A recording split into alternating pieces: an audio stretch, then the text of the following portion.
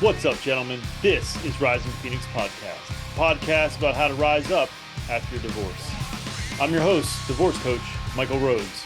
Let's get into it.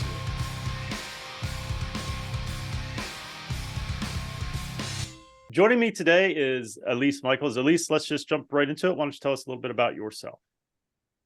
Hey everyone, Elise Micheals. I'm a men's mental health coach and I help men find purpose and passion again by healing subconscious trauma. So all of the crap that you don't know you have stored inside that's fucking up your life, I help you see it and solve it. Point blank. I love it. All right. So I was going to ask something, but let's dive into that first. What is, first of all, I think this podcast is intimately aware with trauma. We talk about it often. What is subconscious trauma? Number one, let's define it. I like to define things. And then how do you heal from that? What is it first? What's your definition of subconscious trauma? Right. So trauma in and of itself, the definition is not the impact of an event, but the psychological impact of an event. So when most people think of trauma, they think about, a murder or a beating or alcoholism, et cetera. They're like, okay, I could see that things is traumatic. But when you think about the psychological impact of an event, the subconscious trauma would be the events that have impacted you psychologically that you are unaware of, that are running and ruling your life. I assume a lot of this is centered around childhood stuff, right? So is it maybe like that kind of trauma that's, I guess some people would say, is little T trauma? Is that the kind of stuff we're talking about? It could be either or, because subconscious just assumes that you don't know that it's dictating your actions and behaviors. So some people actually experience big T trauma and just aren't aware of the behavior patterns in their subconscious that they're still operating on. And yes, we mostly talk about everything from childhood because that's where you learn the foundation of yourself and your identity and how you operate in the world. Yeah. Do you find most men are sort of unaware of the things that were traumatic in their childhood, and they're just not they just don't, I don't know, they're not acknowledging it, or they're just not it was to them it was normal? Is that sort of the case? Yeah, I mean that's the case mostly with everybody, but especially for men, because we condition them to become neutral or dissociate from any harm that comes to them. Yeah. Oh man, I could speak for days about disassociation, and that's how I dealt with my childhood, as I disassociated from the pain of particularly my mother's actions. That's a question. So in a lot of your work, do you find that the stuff that comes up, childhood stuff, is that I don't know why I put it in quotes, is that more the mom stuff, for lack of a better eloquent description, or dad actions and interactions? It's both, because usually if you have one toxic parent, you have two toxic parents, because it's going to be codependent, right? Mm-hmm. You can't have one toxic parent who is paired with a healthy person. Healthy people are not attracted to unhealthy people. So in some way, shape, or form, even if that person feels better to the child or seems or appears better, they are still supporting the systems of the other parent in some way, right? So one they may think has impacted them more, but it's always going to be a 2-for-1. Yeah, no, you make a solid point. And I wrote down dating because I want to touch on that too, in terms of going forward. But I want to go back to what I sort of mentioned before we really started talking. Is your take on divorce? What leads to it? And and the stats, depending on who you look at, it's either 69% or 80%. Depending on if it's college educated women, it's 90% of divorces are filed by women. Why do you think that is? Why are women filing more? And what is the sort of driver? What is leading that to occur in your view? Yeah, so I love that you're asking this question, and I'm going to say a lot of controversial things that maybe people won't like, but I think that they will understand and resonate with. So yeah, I'm a men's coach. So in my line of work, men are always bringing up this statistic as if it's proof that women are not committed or loyal in relationships. But and there are so many things that can happen in a marriage to cause a divorce, right? I think Let's just get some of those out of the way first. Number one, I think people get married too early in the understanding of themselves. So it doesn't matter what age you get married. It matters at what point you understand yourself enough to set your needs, boundaries, to understand the logistics of what a marriage and what a true partnership is, because people base the marriage off of love and not the marriage off of actual compatibility. So that gets in the way because you love each other, you get married and you find out you're not compatible in so many different ways, or you don't know how to work through problems. And then it falls apart, you get divorced. Yeah. The second one can obviously be like, kind of abusive situations where people get into marriages and they change so much and they start neglecting their partner. They don't want to change it back.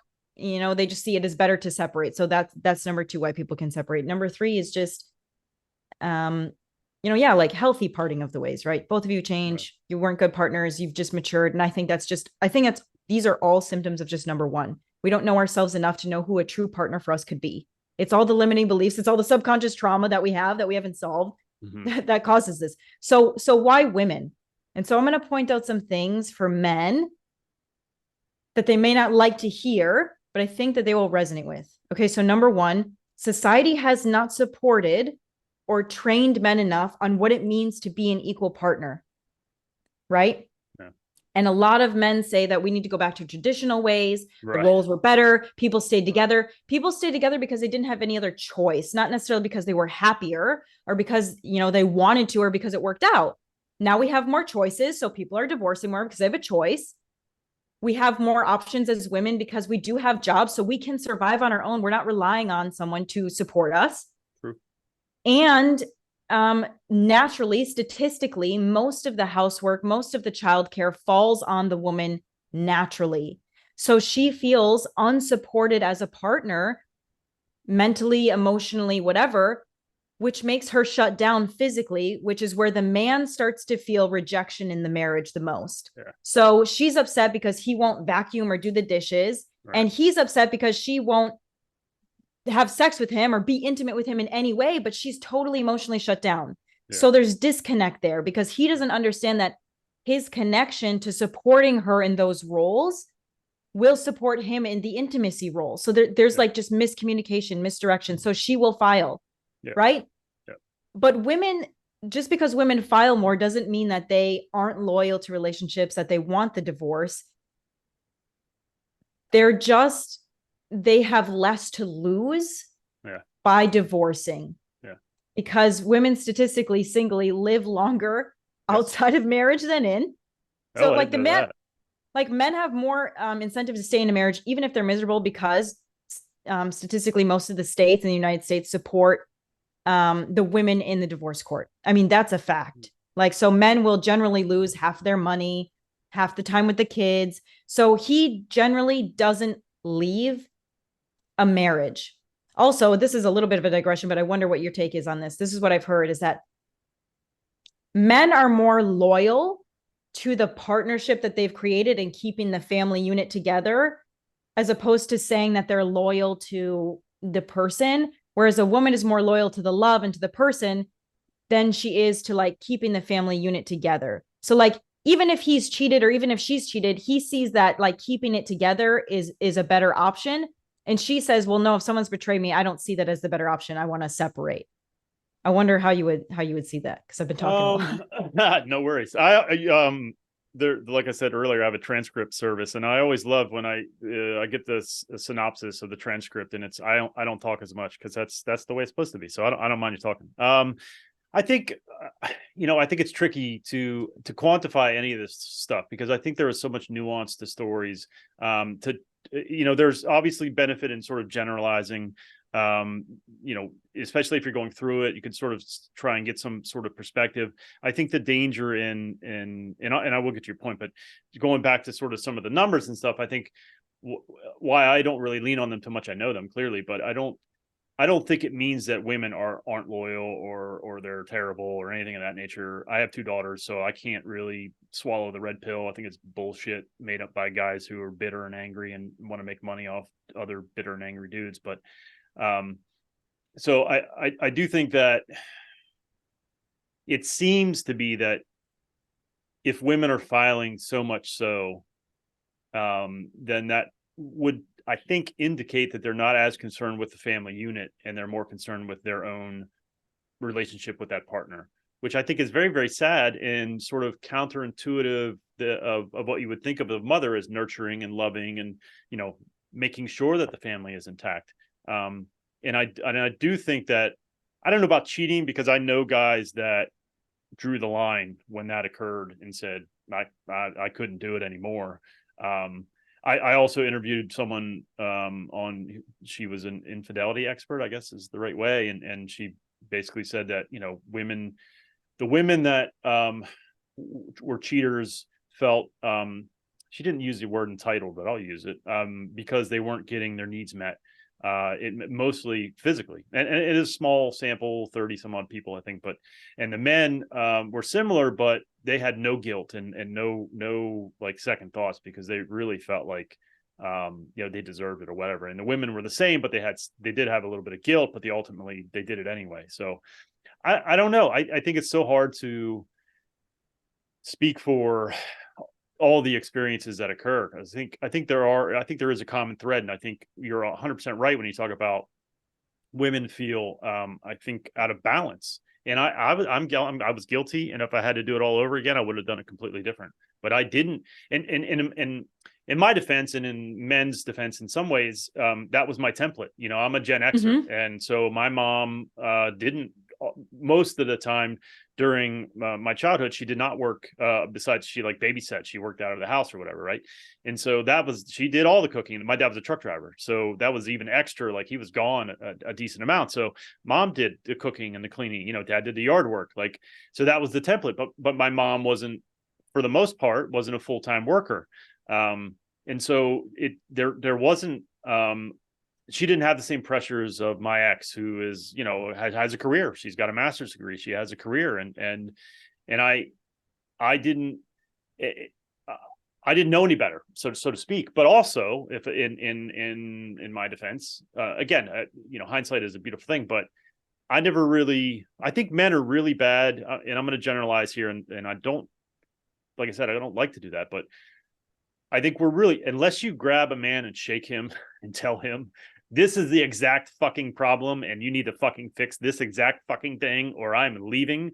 Men aren't, because we don't like emotions and problems, and we don't want to deal with it, honestly. And if we just ignore it, it'll go away. And that's the danger, because I think if you sort of ignore it or maybe, sort of placate, eventually women do stop talking in any kind of way. And we think that means it's fixed. But I will say that I think it would have been helpful, excuse me, for me, if my ex was more explicit about what her struggles were. And maybe, like I said, maybe she did, and I just wasn't hearing it, or it wasn't an effective way or whatever. But I think that, and I say this all the time, there's only one person in this equation that I can control, and that is me.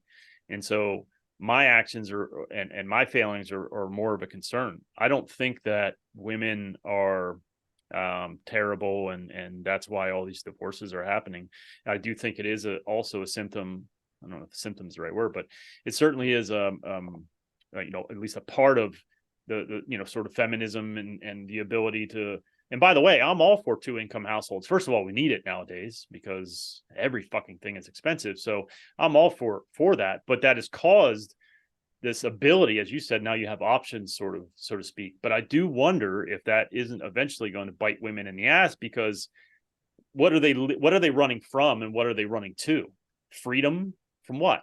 You know what I mean? Like, could it be solved, and could it be worked out? I think a majority of the time it could be. I think, unfortunately, women get to the point where when they're done, and good, bad, or indifferent, it wasn't conveyed that they were getting to that point. Like, I almost had, like, I knew we were having troubles, but I didn't really realize it was that bad, And again, whose fault, I don't know. But I think that unfortunately, as back to your point, and I'll shut up here in a second because I don't like to talk this much unless I'm doing a solo episode. I think that men just didn't know, and we don't know any better. We didn't know any better, and that's the purpose of this podcast. Is I'm trying to fix the side that's my team. I'm team man. That's my team. And so if I can help that team be better, good. That's what I'm trying to do. And pointing fingers all day long at women in society and feminism and all this kind of shit doesn't really get me anywhere. It doesn't do me any good. So anyway, to answer your question, I don't know. I think there seems to be women seem to be more concerned with the self and the relationship with the partner. And I don't mean that in a negative way. I just mean that's what I see. And I think men, funny enough, in a kind of way, are more concerned about the family unit and the impact on the kids. That's my view. Right. So. And you bring up so many good points in everything that you just said. And yeah, I think times are definitely changing where everything is becoming more expensive. And women are more than willing to work, but then they're like, okay, but at what cost is it for me to work and have to do all this extra stuff? Because like you said, many men don't know any different. Like it's no fault to anybody who doesn't know any different, right? That's what we grow up with. We never question it until we get into situations like this where we're like, oh shit, I guess I should have done something different, right? But you don't know until after. Right. It's an unfortunate occurrence. It is. But you get a lot of the red pill thinkers who think, okay, like I make the money and she's making money too, and I want someone to build with me. But like, okay, like, are you also contributing to the household stuff? Because I actually listened to this from Andrew Tate, which I actually really liked. He said, when a woman decides to have your child, she gives your life to you. She's putting her life in your hands because she is enduring creating a life, and her body's going to be forever changed. She's going to have to like take care of that child. You go off to work, and it's your job to support her because she has entrusted you with her life. And if we thought about that type of responsibility, right, it's a lot more than just I put food on the table, right? Like there's a whole different responsibility. And I think that we forget the responsibility of having children, the responsibility of marriage, that somebody is really giving their life to you. They're saying, I love you so much, I'm going to give my life to you. Well, I'm going to eliminate the choices. And we've taken away the value of marriage. So then we don't value the struggle of the marriage and working through it because there's an easy out. Yeah, unfortunately. And I think, good, bad, or indifferent, right? I don't know that I don't know that she is giving you her life anymore, right? Because if that was the case, then she couldn't leave, right? But now she can, right? Again, good, bad, or indifferent. That's just the way society has rolled. Women decided they want to go out into the workforce. Again, I'm all for it, but I think the rules or the dynamics certainly have changed, and it's not that way anymore. I say this all the time. I don't have a fucking time machine, so I can't go back anyway. Like I can bitch and moan and complain about, oh, it was better the way it used to. I don't know. Was it? Maybe for men, maybe it wasn't for women. I don't know. Who fucking cares? Because I can't go back anyway, right? But I do think that it is a bit easier to walk away than it perhaps should be, and I don't know how to fix that. People again bitch and moan. Oh, I had to give up half my money. Well, oh, men get screwed. Go talk to Kelly Clarkson. I think she pays like $100,000 a month in spousal support. So it's not the size of your genitalia; it's the size of your paycheck. I do think that is an unbalanced situation. I don't think anyone should have to go into poverty to pay for someone else. But I don't know what the fucking answer is. But I want to talk about. You talked about on your website, men becoming mentally stable and emotionally free. What does that mean exactly, and how do you get there? I know that's sort of a broad question, and maybe you want to break it down, but and maybe we focus on mentally stable. But what is how are men not mentally stable, and how do we get there? Right. Well, everybody has their own mental instability in some areas of their lives. Oh, yeah. Right. Spiritual, financial, emotional, relational, whatever it is. And you see it by the parts of your life that you are unsatisfied with. Like wherever the stability is lacking, that's where you know that there are some gaps. And if you tried to solve it, but nothing's changed, well, then there's something that you can't see, which goes back into the subconscious trauma. So the journey of becoming mentally stable and emotionally free is being in complete understanding of what you don't know and being able to be in control of it. And being in control of it doesn't mean that we don't allow it, that we shove it down, that we dissociate from it. It's embodying it and understanding you're going to be okay working through it. And a lot of men think that they can control their emotions by just avoiding them or shutting them down. And they're like, I'm true stoic, I'm a true man. Right. But that's not being emotionally free. That's actually being a slave to your emotions because you are so afraid of them that you run away, that you hide, that you shove them down. And then you're losing out on the magic of being a human with sentience. Yeah. What's the point of thinking if you're going to train yourself to be a robot? What's the point of even having a conscious thought? You might as well just revert back to a primate. Right. Because you're ignoring the True. gift of being a human. When you embrace that, you are so powerful because you don't let it control you anymore. Yeah. You control it. Yeah, it's about managing more than anything, right? Because a friend of mine who was a coach, and I was in a program called the Alpha Code, and he was a coach in the Alpha Code, and he talks about you can't control emotions. If you're walking down the street and someone jumps out at you and scares you, you're going to react. Like, you can't control that. Like, it's going to happen, and so the power is in controlling or managing and determining. Okay, what do I do with that now? But boy, is that really fucking hard. Yeah, because I think we've been so conditioned, trained, whatever, to either to lightning quick get to anger, right? Or we just shut it all down. And so what's the process for like, well, how do you get men to get away from that? Like, what's the methodology? Is it sort of like mindfulness, meditation? What are some of the things that allow or that can allow men to sort of better manage their emotions? In order for anyone to better manage their emotions or to even get back in touch with their emotions, we have to understand that they're not just psychological thoughts that we have. I'm sad, I'm happy, I'm mad, I'm angry. They're physiological. So part of understanding emotions or controlling them is getting back in touch with the physiological response you're having. Like you said, someone jumps out at you, scares you. You're like, oh my God, your body has done something in that moment, right? Very true. To prepare Yes. itself for fight or flight. Yep. This actually happens with every single emotion that we have. Yep. And basically nobody understands or knows this. So that's why you can meditate or do yoga or journal, whatever, and it doesn't help. They're like, I did that, it didn't work for me. Yeah, right. Because you were working with the logical part of yourself, not the physiological part. So you can do whatever the hell you want.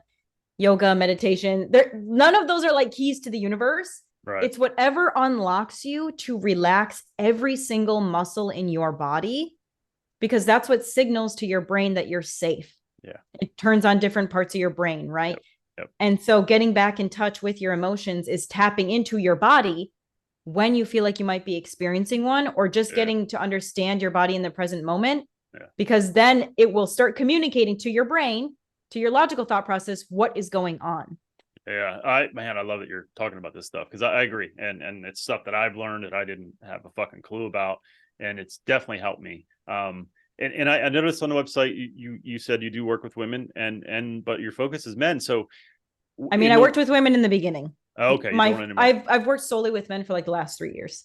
And so between those two timeframes, is this concept of dropping in your body, learning how your thoughts affect your body, how your body can soothe your mind, is that a more difficult concept to get across to men than women? And I know I'm generalizing, but I'm just curious. Yes. Agreed. It is, but like once you explain the science behind it, it's much easier to understand. I think that everybody has been told, you need to meditate, right. And people are like, I don't fucking want to meditate because my mind is racing. I'm doing all these things. But once I tell them, hey, listen, it's not about the meditation. It's about getting your body into a state of relaxation so you can turn on different parts of your brain. Then something clicks and like, oh, I just need to relax because it's turning my brain on. Then they get it, right? Then it makes sense, because men need logic. Yes. And understanding. Women are like intuitive. They're like, okay, I'll just meditate, and they'll naturally understand what that means most of the time. Yeah. But they're also not understanding it in a logical way. When you can understand something in a logical way, you can do it properly. Yeah. And that's where I find like a lot of these programs kind of fail people, because they don't connect the dots for people to understand it properly. Yeah. I agree. Yeah. I mean, I've been taught it, I teach it, and it's a different concept. But if you understand the sort of the, ones and zeros of it, so to speak, like it makes it easier to sort of to embody it, and it's a practice. You have to work at it. I think like anything, right? It's not, it's not super easy to just stop and figure out where is my anger in my body, or where is my sadness, or what am I feel like. It's just a different foreign concept, especially anger, because we're so, gosh, men lean on anger so much. I see it all the time. Like I was telling you earlier, I with the help of some really great men, run a Facebook group, and there's 7,000 men in there, and I see the anger on a daily, and it's sad that it is that way, but it is that way. But if you can learn how to stop, to pause, and to drop into your body, and to soothe yourself, essentially, right? Like you were saying, you can get out of that fight or flight fight, obviously, and start making some sort of logical decisions. But man, it's really fucking hard. Is that out of, you deal with a lot of men, you coach a lot of men, is that the most difficult sort of concept or idea to get across to them? Or what is the most challenging thing for men to grasp or learn in this sort of a, mental health type of self-help type sphere? When men are coming to my sessions, they are at like a Hail Mary place, right? Like they've done everything that they can possibly think of, and they are at a place where they're very ready to change. Yeah. And the hardest thing I've seen for men to grasp is that it's not necessarily about what they need to add onto their plate, It's more about what they need to take away. Yeah. And that healing doesn't have to be so difficult. And it's not a checklist. Because if you make something into a checklist, it's just another thing that you have to do. And then you're checking it off, as opposed to feeling the difference and allowing things to change. And so the difficult part is releasing that part of the identity that says, I have to work so hard. I have to earn my right to peace. I have to earn my right to love. So when they come into session, they kind of like might resist that at certain points, that like, oh, if I relax, things are going to work out for me. Yeah, right.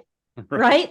Yeah. And so it takes a little bit of training, because I'm like, I've seen the transformation, over and over and over and over and over again. So for me, it's very easy to convey the hope there. But that's what I would say is the difficult part, is that it's not, they don't have to do more and do more and do more. It's that you can actually release and be better off. What, if you don't mind, I'm curious, what drove you to work with men solely? I was actually trying to work with women, and I was posting video content on LinkedIn, and men were the only ones who reached out to me for help. Get out of so town. After about 6 months, I just really realized how much men don't have support for mental health. And this was like over 3.5 years ago. Right. So I just decided to say, like, I'm going to study men's problems, and I'm just going to open that door for men. I'm just going to be a men's coach. That's pretty fucking awesome, because there isn't a lot of it out there, for men in terms of mental health. There's such a stigma. I think it's getting better in terms of, certainly in my group, I push it all the time. I have Mental Health Monday in my group, and I certainly encourage therapy and talking about our feelings and sharing, but man, if you look around, there isn't a lot of that. There's some, and again, I think it's getting better, but it's severely lacking, I think, in America, especially because we're not only as men, but I think people, we're go, go, go, you gotta, work and rat race and all that kind of shit. And I think it's pretty awesome that you made that decision, because like I said, there's not a lot. There's the red pill, which it's not for me. The folks that listen are keenly aware of that. I think it's bullshit. But it's a space that isn't occupied by a lot of folks. So thanks for doing it. I know I appreciate it.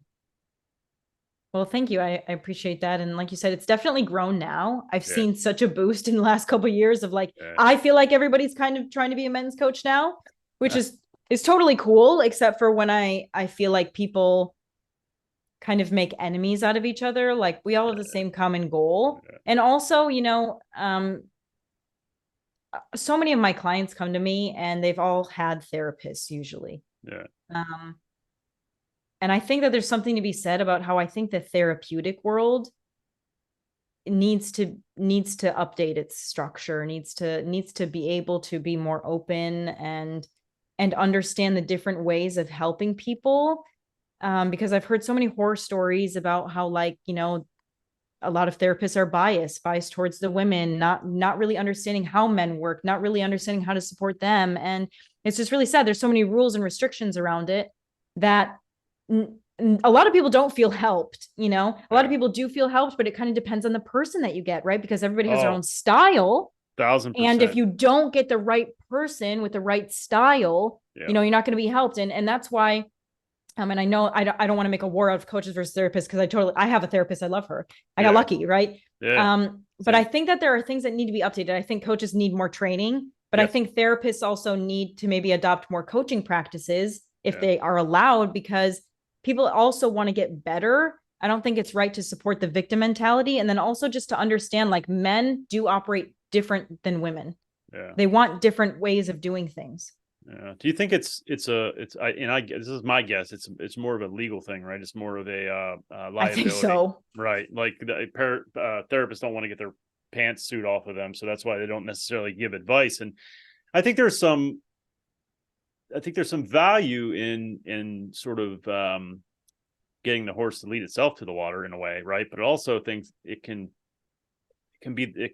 that's not always the right process for everybody. You know, some folks just need to be told, dude, stop doing that, whatever that is, instead of, do you really think that's helpful? Well, it doesn't matter if I think it's fucking helpful. It's what I'm doing. So, you know, tell me not to do it. I think it's sometimes better, but I think, and I think you're right. It not only boils down to that type of stuff in terms of the logistics of being a therapist, but it's like anything, right? Not all chefs are good at it, right? Not all baseball players are you know, major league stars, et cetera, right? So I think you can, as my buddy Chris says, you know, even every doctor out there, it doesn't matter, you know, all they needed was a D to get by. Like, you know, so it doesn't mean they're good at what they do. It just means that they happen to pass. So I think finding a good therapist, it's like I liken it to dating. Like, don't settle for the first, I mean, unless the first one's a great one, so, and then so be it. But you got to sort of shop around. How did you, just out of curiosity, how did you find your therapist? Yeah, this was like 5 years ago. I found her on BetterHelp. Okay. Yeah, everybody really shits on that website, but mine's a doctor and she's awesome.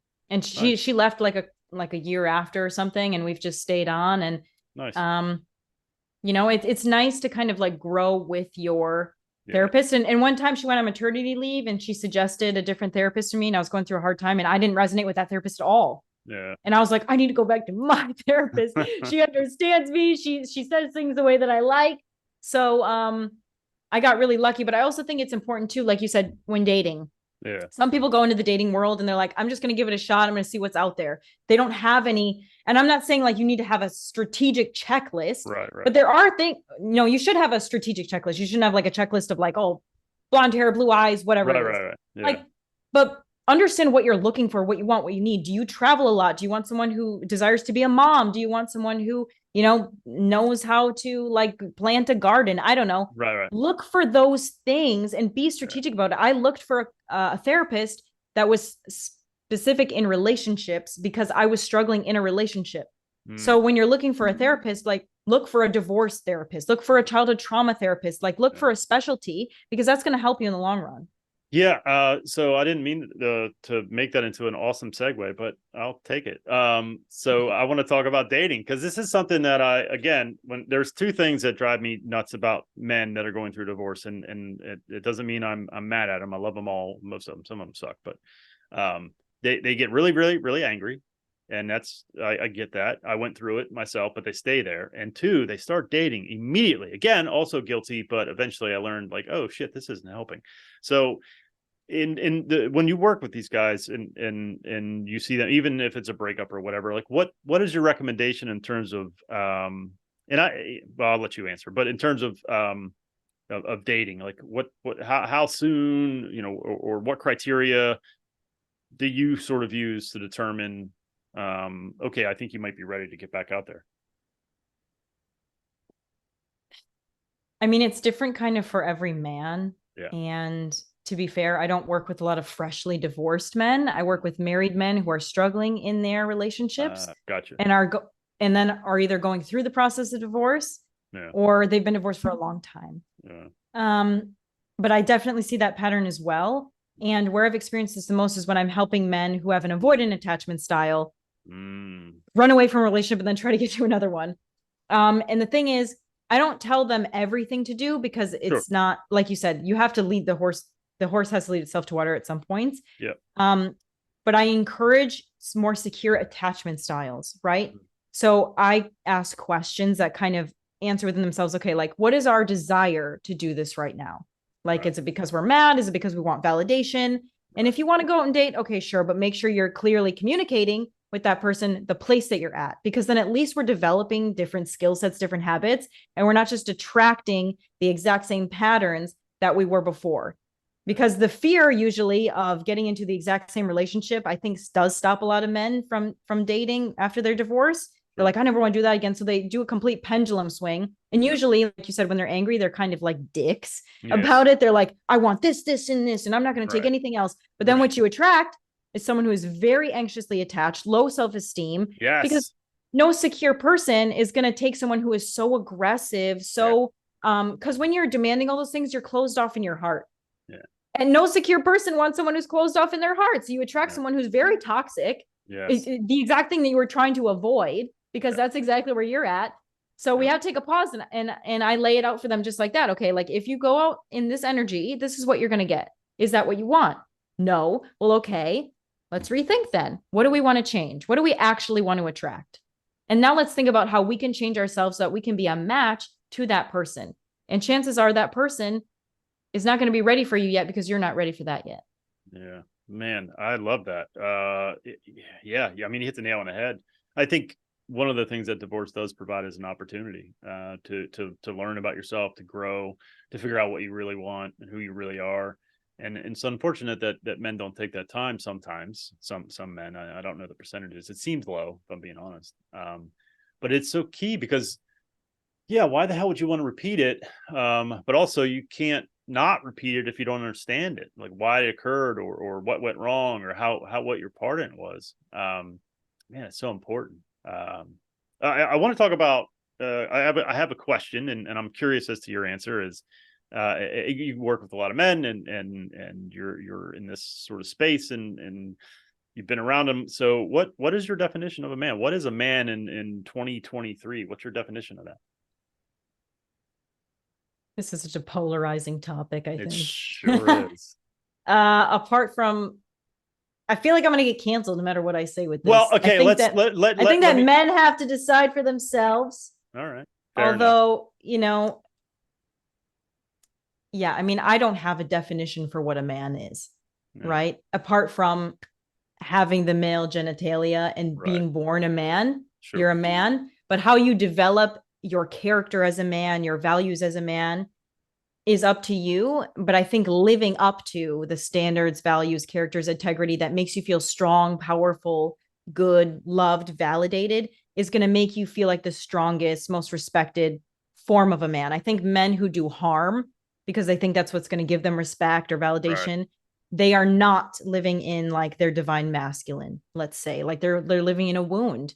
I don't believe in the movements, like you said, the red pill movement, where, you know, it takes all the suffering of men, but then blames it on the women. Yeah. That's not living in your full masculinity because it devoids your power, right? Like it takes your power away. You're not sovereign. Okay. Now you're just a slave to the concept that women are above you. Yeah. You're giving them all the power when you could say like, hey, like I'm really suffering, but I'm going to figure this out and I'm going to honor whoever's around me because I'm not going to attract that type of person, because there's also examples of perfectly healthy women, perfectly healthy men, healthy marriages, healthy, happy families. There are those things that exist in the world. So, but why are we focusing so much on the brokenness, on the toxicity, on the patterns? When you do that, you attract that. I think why is because it's easier, number one, for us, especially initially. I know when I was going through it initially, I was distraught and broken, and I was trying everything and wasn't doing a lot of self-reflecting. And then I came across the rational male. Luckily, I always say I'm smart enough to know that I'm not that smart, but luckily I was smart enough to know, like 3 chapters in, that was horseshit. It was simply, I'm a victim. It's all women's fault. I just need to be a dick, essentially, and that'll make everything okay. And it's just, again, it's just missing out on an opportunity to better the self. That's the only thing I can control anyway. I always come back to that all the time. What can I control? If okay, all women suck. All right, cool. What fuck am I going to do about that? Work on me, period. And to your point, I always That's why I'm not a fan of generalization. There are certain things that do apply, but there are examples of happy relationships and happy marriages. If there's one, that's enough for me. And maybe there's only one. Maybe there's only one fucking couple in the world who's happy. Okay, fine. Still one, right? And it gives, that can give you some kind of hope. But where's the hope in women are hypergamous? They're going to leave me anyway, and it's just I'm going to be a abusive or a stone cold stoic, or I mean, there's some stoic philosophies I think that are good, but I just don't see the joy in that. I think you can't have, if you don't have all the emotions, you're never going to get all the emotions, if that makes any sense. Like if all you have is the middle, where's all your joy, where's all your happiness? And if you can't have that, or if you don't have that, then or if you do, what comes with that has to be the lows too. It's life's hard, and I think that means that sometimes it's going to suck, but that also doesn't mean it's always going to suck, and it's always going to be terrible, or I always have to keep my guard up or whatever. I think that's not the case, and I don't think it's helpful to sort of take that view, at least in my eyes. So, well, I just want to say one thing about what you said, previously about men always reverting to anger. This is something like really to understand that because we don't allow men to experience their full range of emotions. Yeah. I think the biggest fear of a lot of men is experiencing pain and sadness. Yeah. And so they will always reject pain and sadness and cover it up with anger. Yeah. And that's where it gets easy to blame people, because when you can blame someone, when you can make someone the villain, you can make them an enemy. And when you have an enemy, you're not sad about it, you're angry. Yeah. And anger gives you movement. It gives you power. I actually think it's very healthy to be angry after a breakup if you're moving through a process, right? Because the anger gets you out of depression. It gets you out of sadness. It gets you out of helplessness, and it gives you some action, some movement. But when you get stuck there, then you make yourself a victim by default. And it's so, a victim's going to be a victim, right? Like you're an empowered man. So you're saying, even if there's one couple, like that gives me hope. Yeah. But a victim is going to see all the couples and find the one flaw and say, well, that's not all women. Yeah. Right. Yeah. Yeah. Most women aren't like that. I have so many men who comment on my videos and go, where do I find a woman like that? Yeah. Ignoring the fact that I've created an entire following based upon these concepts. Like I'm an example, right? I would like to think that I'm an example. Sure. So it's kind of disheartening when you see so many people resist the ability to receive love, because that's also what it is too. Your heart is so closed off that you're resisting the gifts that could come to you. And so I would encourage a lot of men to like look past the anger into the depth of the sadness, because once you release that, your heart can be open again to receive the beautiful things that are available to you. Well, Elise, thank you very much for doing this. I really do appreciate it. As you know, the last question I ask everybody is, what words of wisdom would you impart to a man who is just starting his divorce process? And apply lots and lots of self-compassion and resist the desire to isolate. Build your support system, because I think a lot of men also feel like nobody will support them in a divorce. It's all going to go to the woman. They lose all their friends, they lose all their family, but there will be people who support you, and do not be afraid to reach out to them, because they want to see you do okay and be okay as well. And that's what's going to help you through not being alone and isolated. Amen. I couldn't agree more. What's the best way for people to get in touch with you or find your content? How can people reach you? You can find me anywhere at Elise Micheals. Michael spelt Micheals. Mike Heels.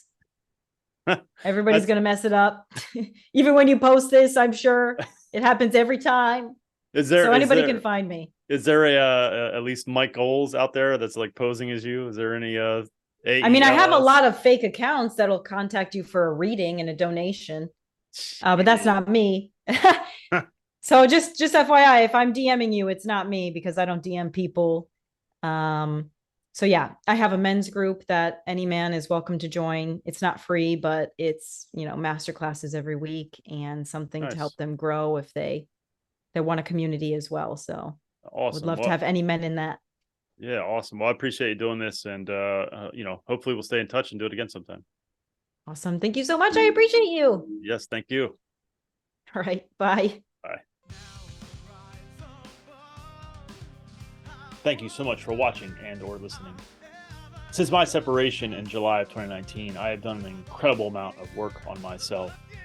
I've had many different therapists, life coaches, and went through different programs. I've taken all that I've learned and put it into my own program called Forged by Fire. If you are interested in having me help you navigate your divorce, please hit my website, risingphoenixdivorcecoach.com. I look forward to working with you.